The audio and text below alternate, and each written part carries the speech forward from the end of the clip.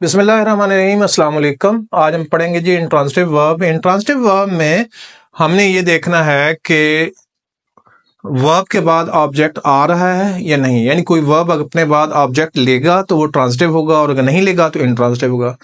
तो ये मैं बात आपको पहले बता चुका हूँ कि डायनामिक वर्ब के आगे ये दो काइंड्स होती हैं, ट्रांसिटिव और इंट्रांसिटिव।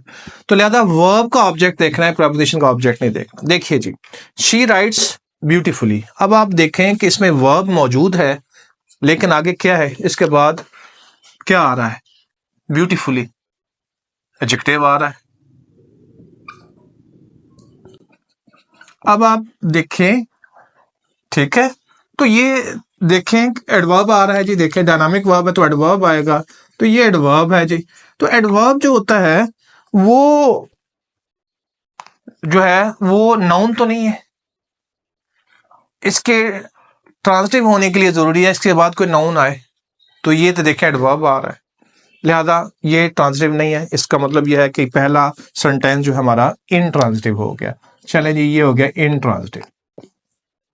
दूसरे को देखें, दे पुल्ड विद ग्रेट फोर्स, उन्होंने बड़े जोर से खींचा उस चीज को। अब यहां भी देख लें कि दे pulled with a great force. अब यहां पे इसके बाद कोई नहीं नाउन आ रहा, ठीक है जी, एक प्रेपोजिशनल फ्रेज आ रही है। क्लियर होगी बात? तो इनट्रांसिटिव है जी।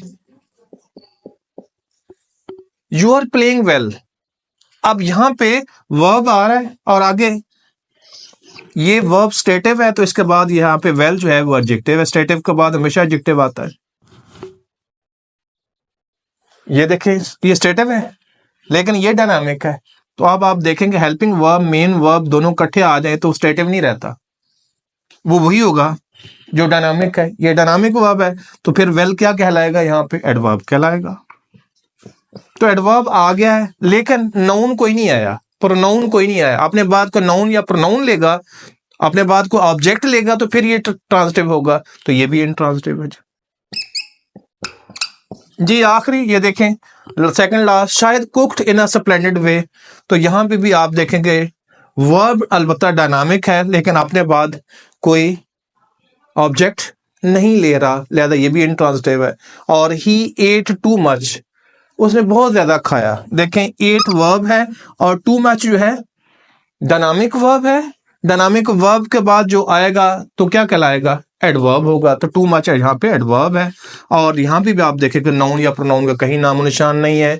यहाँ भी नाउन प्रोनाउन का कोई नामो निशान नहीं है, नाउन प्रोनाउन का कोई नामो निशान नहीं है।